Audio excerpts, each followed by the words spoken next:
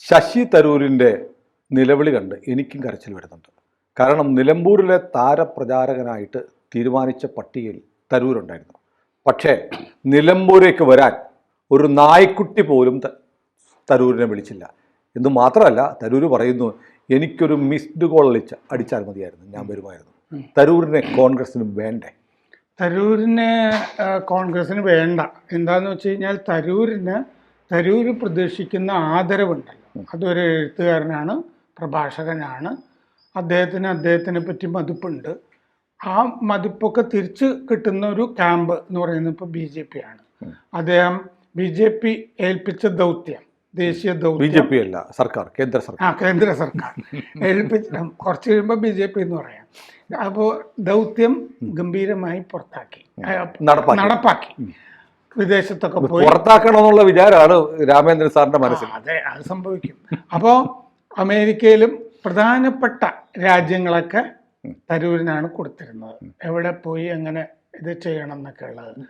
തരൂര്, ഒവൈസി, നമ്മുടെ ബ്രിട്ടാസ് ഗംഭീരമായി അവതരിപ്പിച്ചു. കന്നിമൊഴി, ആ പേരുകൾ പറയാതെ പറ്റും. അതെ, അവരൊക്കെ ശരിക്കും ഒരു ദേശാഭിമാന വിജൃംഭിതമായി ഈ കാര്യങ്ങൾ ചെയ്തു. ഈ തരൂരിൻ്റെ ഒക്കെ പത്രസമ്മേളനങ്ങളിലൊക്കെ ഈ ചോദ്യം ചോദിച്ചവരെയൊക്കെ പുള്ളി മലർത്തി അടിച്ചു. ഞാൻ ആലോചിക്കായിരുന്നു, നമ്മുടെ ജോൺ ബ്രിട്ടാസ് BJPയിലായിരുന്നെങ്കിൽ എന്ത് ഭാവി ഉണ്ടാവുമായിരുന്നു. അദ്ദേഹം ഈ മറ്റേ അതിർത്തി വിട്ട് കഴിഞ്ഞാൽ BJPയാ. അതാണ്, ദേശാഭിമാനമൊക്കെ വരും.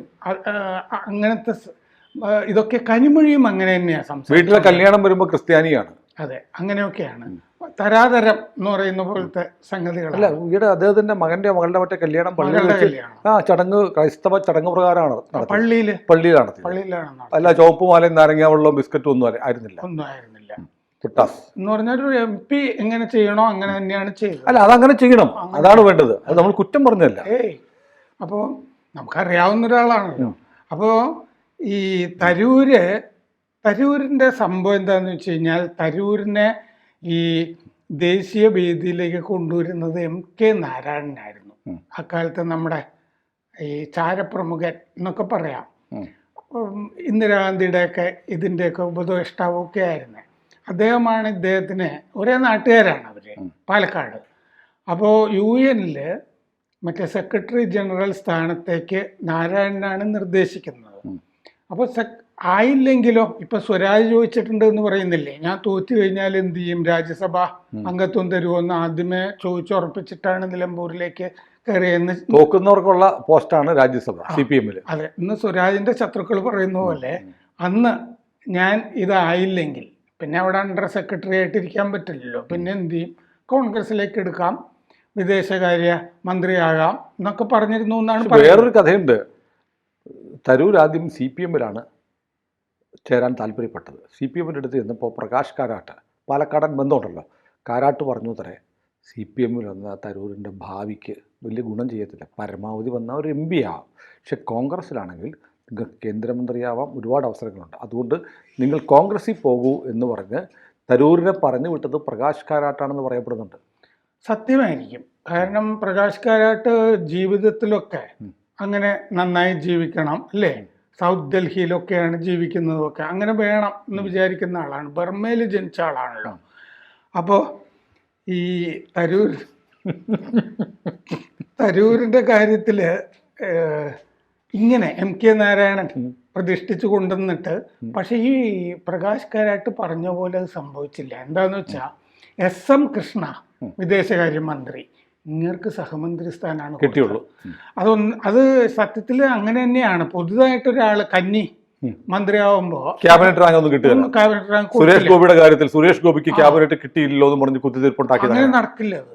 കാരണം എന്താന്ന് വെച്ചാൽ ഇയാള് SM കൃഷ്ണൻ മുഖ്യമന്ത്രിയായിരുന്നു ഒരു സംസ്ഥാനത്തെ. അപ്പൊ ക്യാബിനറ്റ് റാങ്ക് സ്വാഭാവികമാണ്, അങ്ങനെയാണ് അതിന്റെ രീതികൾ. മറ്റേത് സുരേഷ് ഗോപി ആണെങ്കിലും സഹമന്ത്രി ആവുള്ളൂ. ഇനിയൊരു ഷഫിളൊക്കെ വരുമ്പോൾ വേണേ ആലോചിക്കാം. എന്നാലും സംശയം, ഒരു 3-4 തവണയൊക്കെ കഴിയുമ്പോഴൊക്കെ ഇത് ശരിയായി കിട്ടുള്ളൂ. കാരണം ഇൻഡിപെൻഡന്റ് ആയിട്ടൊരു വകുപ്പ് കൈകാര്യം ചെയ്യുകയൊക്കെ വേണം, തെളിയിക്കണം. ഇപ്പോഴും ഇൻഡിപെൻഡന്റ് ചാർജ് കൊടുത്തിട്ടില്ല. മറ്റേ പുരിയുടെ കീഴിലല്ലേ പെട്രോളിയം. അപ്പൊ അങ്ങനെ ആണ് ഈ തരൂര് വരുന്നത്. ഈ ശരിക്കും ഒരു മറ്റേവരുടെ അനുഗ്രഹാശിസുകളോട് കൂടിയിട്ടല്ല. എന്താന്ന് വെച്ചാൽ India from midnight to millennium എന്ന് പറഞ്ഞ പുസ്തകം ഇപ്പോഴും ഉണ്ടല്ലോ തരൂരിൻ്റെ. അതിൻ്റെ അകത്ത് സോണിയാഗാന്ധിയെ പറ്റി പറഞ്ഞിരിക്കുന്നത് ടൂറിനിലെ ശവക്കച്ച എന്നാണ്. ടൂറിൽ ഇവരുടെ നാടും യേശുദേവൻ ക്രൂശിതനായി കൊല്ലപ്പെട്ടതിന് ശേഷം അദ്ദേഹത്തിന്റെ കൊല്ലപ്പെടുന്നതിനല്ല, കുരിശേറുന്ന സമയത്ത് അദ്ദേഹത്തിന്റെ രക്തം തുടച്ച വസ്ത്രമാണ് ടൂറിനിലെ ശ്രവം എന്നറിയപ്പെടുന്നത്. അപ്പൊ ഇവരെ അതിൽ വിശേഷിപ്പിച്ചിരിക്കുന്നത് ടൂറിനിലെ ശവക്കച്ച എന്നാണ്. ഇറ്റലി പറ്റിയ സ്ഥലമാണല്ലോ. പിന്നെ തെമ്മാടിയായ ഒരു മോനുണ്ട്. ഇവര് വീട്ടുകാരിയെ നോക്കി കഴിയുന്ന ഒരു സ്ത്രീയാണ്. ഈ വക കാര്യങ്ങളിലൊന്നും വിവരമൊന്നുമില്ല എന്ന് പറഞ്ഞിട്ട് ഈ മകനെയും ഒക്കെ പിന്നെ ഇന്ദിരാഗാന്ധിയും ഒക്കെ ഈ എമർജൻസി ഇതൊക്കെ പറഞ്ഞ് ഈ മൊത്തം നെഹ്റു കുടുംബത്തിന് ചീത്ത പറഞ്ഞിട്ടുണ്ട്. ഇത് അന്ന് കണ്ടിട്ടില്ലെങ്കിലും പിന്നീട് ഈ ജയറാം രമേശിനെ പോലുള്ള ആളുകളൊക്കെ കാണിച്ചു. ആ ബുക്കിന്റെ പേരെന്താ? India from midnight to മില്ലന്യം.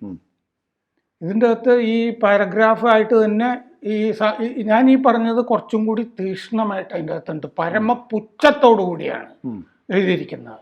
ഈ നെഹ്റു മുതലുള്ള ആളുകളെ പറ്റിയൊക്കെ പറഞ്ഞിട്ടുണ്ട്. ഈ സഞ്ജയ് ഗാന്ധി, രാജീവ് ഗാന്ധി വരെയുള്ള ആളുകളെ, സഞ്ജയ് ഗാന്ധിയൊക്കെ പറ്റി പരമപുച്ഛത്തിലാണ് പറഞ്ഞിരിക്കുന്നത്.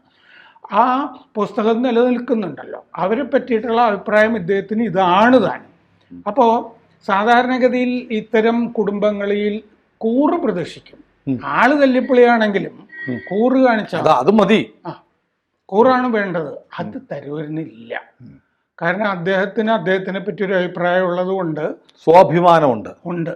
അദ്ദേഹം സ്വാഭിമാനികളുടെ പാർട്ടിയാണ് BJP എന്ന് BJP പറയുന്നത്. പക്ഷെ ഈ രാഹുലിനെ പോലത്തെ പൊട്ടന്മാരെന്താണെന്നറിയോ ചെയ്യുക? ഇദ്ദേഹം ഒരു അപ്പോയിന്റ്മെന്റ് ചോദിച്ചാല് പണ്ട് നിക്സൺ ഇന്ദിരാഗാന്ധിയുടെ അടുത്ത് കാണിച്ച പോലെ 5 മണിക്ക് വരൂ കേട്ടോ എന്ന് പറഞ്ഞിട്ട് 7 മണി വരെ അവിടെ കാത്തു നിർത്തും. ഇവൻ അതിൻ്റെ അകത്ത് ചീട്ട് കളിച്ചുകൊണ്ടിരിക്കുകയായിരിക്കും. പണിയൊന്നും ഉണ്ടാവില്ല. രാഹുലിന് വേറെന്ത് ചെയ്യാനുള്ളത് ഇല്ലേ? ഒന്നും ചെയ്യാനില്ലല്ലോ. ഇങ്ങനത്തെ സ്വഭാവമാണ്. അങ്ങനെ അപ്പോയിൻമെന്റ് ചോദിച്ചപ്പോൾ അടുത്ത കാലത്ത് ഇങ്ങനെ എന്തോ കാത്തിരുത്തുമൊക്കെ ചെയ്തു അദ്ദേഹത്തിനെ. എന്നിട്ട് ചർച്ചയൊന്നും ശരിയായതുമില്ല. ഇദ്ദേഹം ഇറങ്ങി പോരുന്ന പോലെയാണ് അവിടുന്ന് ഏറ്റവും അവസാനത്തെ രാഹുലുമായിട്ടുള്ള കൂടിക്കാഴ്ചയിൽ സംഭവിച്ചിരിക്കുന്നത്. അപ്പോൾ ആദരവ് ഒരു കാലത്തും അവിടെ നിന്ന് കിട്ടിയിട്ടില്ല. പിന്നെ ഇദ്ദേഹം ഖാർഗെക്കെതിരെ കയറി നിന്നു, മത്സരിച്ചു. ദുഃഖകരമായിട്ടാണ് ഇത്തരം കുടുംബങ്ങൾ കാണുന്നത്. കുടുംബത്തിന്റെ സ്ഥാനാർത്ഥിക്കെതിരെ ജനാധിപത്യ പാർട്ടി എന്നൊക്കെ പറയും. കുടുംബം ഒരാളെ നിർത്തിയാൽ പിന്നെ അതിന്റെ മുന്നിൽ മത്സരിക്കാൻ പാടില്ല. അതെ. അപ്പോൾ ആ ഹൈക്കമാൻഡിനെ വെല്ലുവിളിക്കുന്ന ഒരു നടപടി അദ്ദേഹത്തിൽ നിന്നുണ്ടായി. അപ്പോൾ അദ്ദേഹം മഹാനായിക്കോട്ടെ, എഴുത്തുകാരനായിക്കോട്ടെ, എന്തുമായിക്കൊള്ളട്ടെ, നമ്മുടെ കൂട്ടത്തിൽ കൂട്ടാൻ പറ്റിയ ചരക്കല്ല എന്ന് നെഹ്റു കുടുംബം തീരുമാനിച്ചിട്ടുണ്ട്. ആ താരപ്രചാരകരുടെ ലിസ്റ്റിൽ ഉൾപ്പെടുത്തിയത് അവരും കൂടെ അറിഞ്ഞിട്ടായിരിക്കല്ലേ? അതെ. ആ പട്ടികയിൽ ആരും ഉൾപ്പെടുത്തി? ചിലപ്പോ പട്ടികയിൽ നമ്മൾ ഉൾപ്പെടുത്തിയിട്ട് അപമാനിക്കാൻ വേണ്ടി. അതാണ്, പട്ടികയിൽ നമുക്ക് ഉൾപ്പെടുത്താം, പക്ഷെ വിളിക്കില്ല കേട്ടോ. അതോടുകൂടി ഒരു അടികൂടെയായി. കാരണം BS അച്യുതാനന്ദനെ മറ്റേ ക്ഷണിതാവാക്കിയില്ലേ CCയില് അവസാനം. ഈ ക്ഷണിതാവ് എന്ന് പറഞ്ഞു കഴിഞ്ഞാൽ ഫ്ലൈറ്റ് ടിക്കറ്റ് പിന്നെ കൊടുക്കേണ്ടതില്ല. അപ്പൊ ഒരിക്കലും അവിടെ ചെല്ലേണ്ടതുമില്ല മീറ്റിങ്ങിനെ. ക്ഷണിച്ചാൽ പോയാൽ മതി. അതാണ് ഈ ക്ഷണിതാവ് എന്ന് പറഞ്ഞാക്കുന്നത്. അപ്പൊ തള്ളിക്കളഞ്ഞൊന്നും BSനെ അനുകൂലിക്കുന്ന ആളുകൾ പറയില്ല. ക്ഷണിതാവാക്കിയല്ലോ, ഒന്നും പറയാൻ പറ്റില്ല. അപ്പൊ താരപ്രചാരകൻ ആക്കിയില്ല എന്ന് തരൂർ ക്യാമ്പ് പറയാൻ പാടില്ല. അപ്പൊ പട്ടികയിലുണ്ടല്ലോ. അല്ല, നമ്മുടെ കേരളത്തിൽ നിന്ന് ചില ആളുകളെ വർക്കിംഗ് കമ്മിറ്റിയിലെ ക്ഷണിതാവാക്കിയിട്ടുണ്ട്. അതൊക്കെ മുഖ്യമന്ത്രിയാകാൻ ആഗ്രഹിച്ച ഒരാളാണ്. അതും ഇങ്ങനെയാണോ? ടിക്കറ്റ് കൊടുക്കില്ല. ഇല്ല, തന്നെ പോയിക്കോണം. അല്ല, വിളിച്ചാൽ പോയാൽ മതിയല്ലോ. അതും വിളിച്ചാൽ പോയാൽ ക്ഷണം ഉണ്ടെങ്കിൽ പോയാൽ മതി. ഇൻവിറ്റേഷൻ അങ്ങോട്ട് അയച്ചിട്ടുണ്ടെങ്കിൽ മാത്രമേ പോകേണ്ടതുള്ളൂ. ഒന്നാമത് ഈ കമ്മിറ്റി വല്ലപ്പോഴും ഒക്കെ ചെയ്യുള്ളൂ ഇല്ലേ? അതിപ്പോ അത് പോയാൽ തന്നെ നിലത്ത് കുത്തിയിരുന്നത് മറ്റേ ഉരുണ്ട തലയണ വെച്ചിട്ട് അങ്ങനെയാണോ ഇപ്പൊ കൂടുന്നത്? മറ്റവരുടെ ലൈബ്രറിയിലാണ് കൂടുന്നത്. പണ്ടൊക്കെ സോണിയാഗാന്ധിയുടെ പുറകിൽ പുസ്തകമൊക്കെ കാണാം. ഇങ്ങനെ പണ്ടൊക്കെ അങ്ങനെയായിരുന്നു. ഇപ്പൊ ആ മുറിയിൽ സോണിയാഗാന്ധി ഇതുവരെ വായിക്കാത്ത പുസ്തകങ്ങളൊക്കെ കാണും. ഇപ്പൊ ഈ വലിയ ധനികരെ വീട് പണിയുമ്പോഴേ അതിൻ്റെ അകത്ത് ലൈബ്രറി സഹിതമാണ് പണിയുന്നത്. സുനിലിനറിയാമോ അത്? കേട്ടിട്ടുണ്ട്. എന്നിട്ട് അവർക്ക് ഈ ആർക്കിടെക്റ്റ് തന്നെ വലിയ തടിച്ച പുസ്തകങ്ങൾ ഏതാന്നൊക്കെ നോക്കും. അല്ലാതെ ടൈറ്റിലല്ല നോക്കുന്നത്.